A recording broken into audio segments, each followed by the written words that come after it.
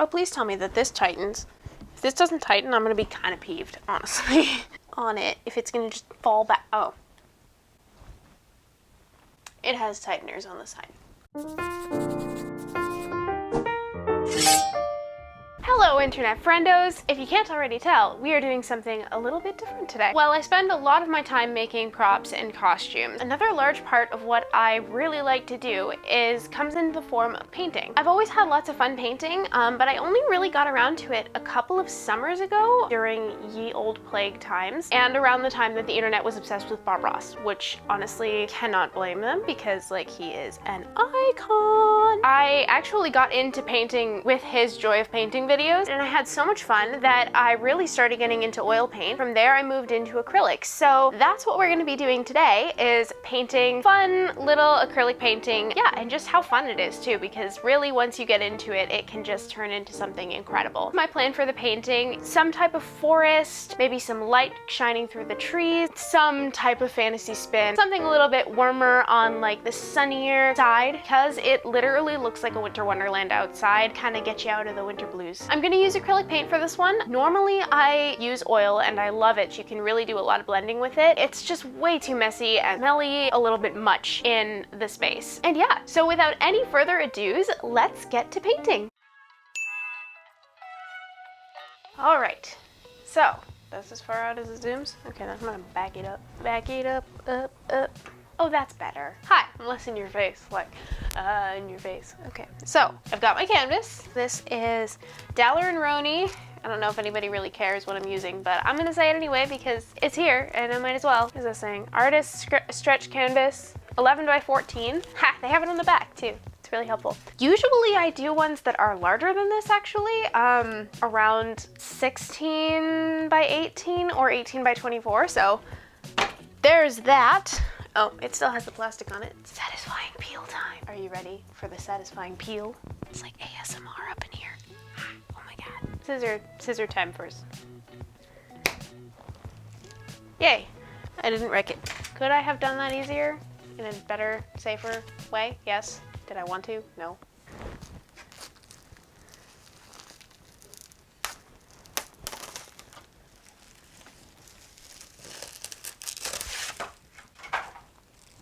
Hello?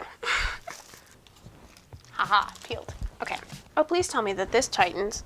If this doesn't tighten, I'm gonna be kind of peeved, honestly, on it. If it's gonna just fall back. Oh.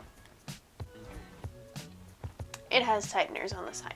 So I'm starting off first by sketching in my idea on the canvas just to give myself a rough guide of where I want each element to be. I'll be painting over this afterwards so it won't be visible throughout, but having it there does give me a better idea of how much space I want each section to take up. I decided on a background of silhouetted trees, with the foreground being a forested clearing with some lighting and a few foreground trees to bring everything together.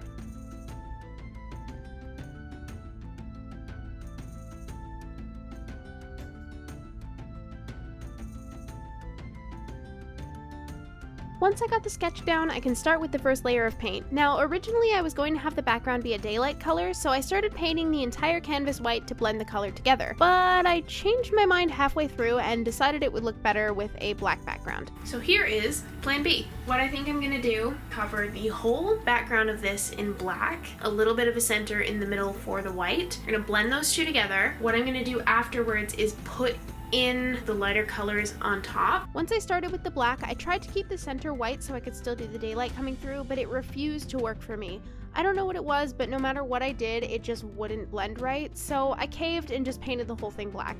I thought I could maybe add the white back in over top, but that just ended up not blending right either, and it even scraped some of the black paint off underneath, which was very frustrating. I was really struggling with it, so I decided to just call it for the day and come back tomorrow. The next day. I ended up painting a thicker layer of black mixed with phthalo green first, working in smaller sections so the paint didn't dry. Then I went over top with a fan brush with white paint, swishing it back and forth on the canvas and blending it with the green later. Then, to finish the background, I added in all the silhouettes of trees with a thin liner brush.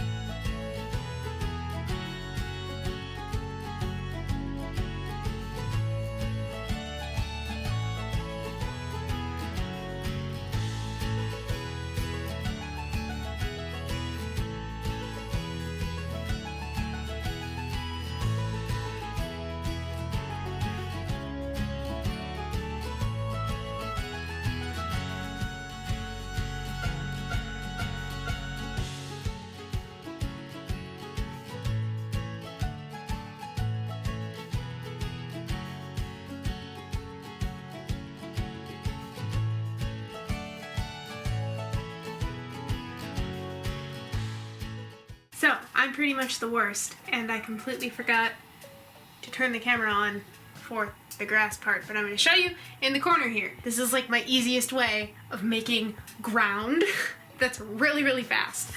I don't know if anybody's really here for the tutorial or if you're just here for the pictures, but whatever, I'm going to tell you how I did it anyway. So, we have black canvas, my Bob Ross 2-inch brush. It's not actually Bob Ross, I got it from the hardware store. You can literally get them anywhere. I think this one came in a pack of 3 and it was like $6. Yellow, Artist Loft, deep green, a little bit of phthalo green over here, some black over down here, bit of yellow on the brush, and then the green, a little bit of phthalo green because it's kind of like the dark part of my color palette. Tap it on the brush, repeat a couple of times, flip it around and tap both sides with each color. Bunch of variation in there on the brush so you don't have to do it multiple times. So then you literally just poke it and it just does it like that. Pretty decent, pretty basic. So I'm gonna do that. Keep the camera on while I touch this up.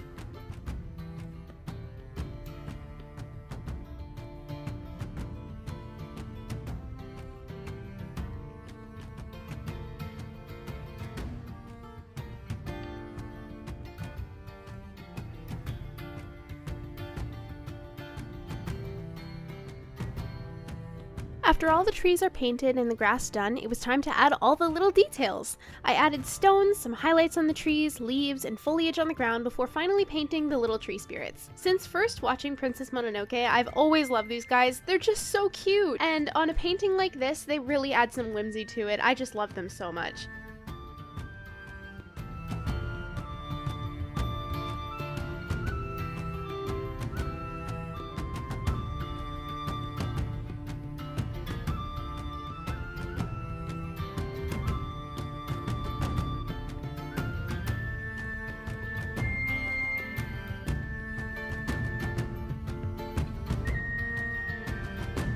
Then came the lighting. I first did this technique in oil paint, but it works really well in acrylic too. I just add a lot of water and acrylic paint thinner to a light color that matches the color scheme of the painting. This time I'm using white with a bit of yellow and some phthalo green mixed in. Then I water it down a lot, especially for acrylic since it's a lot harder to blend than oil is.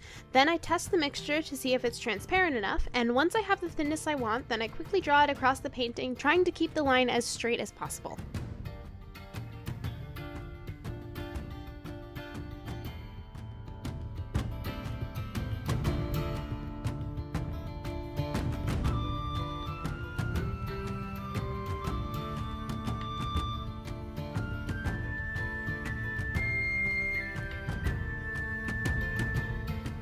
It's it's done. I had so much fun doing this. Painting is one of my favorite things to do, and I'm so excited to share with you the result. If you like what I do and want to see more, feel free to subscribe. This channel is just starting out, and I have so many more projects like this that I would love to share with you all. And hey, let me know in the comments if there's something that you want to see me paint. I love fantasy and I love fandom, and fandom-inspired paintings are one of my favorites. So if there's one that you want to see, let me know in the comments. For now, thank you all for watching, and let's have a look at the finished painting.